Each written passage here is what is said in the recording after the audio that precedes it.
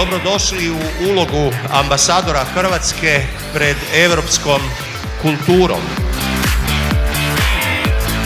Osobno mislim da se EPK projekt prelio iz pojedinačnih ljudi, da se desila jedna plima.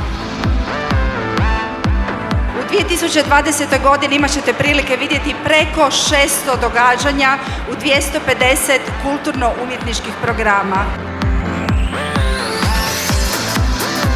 Imat ćete priliku upoznati ljude koji stvaraju taj program, oni su tu među vama, imat ćete priliku sresti umjetnike i umjetnice, imat ćete priliku zajedno s nama pripremiti se da zaplovimo u veliku godinu, godinu Europske prijestolnice kulture.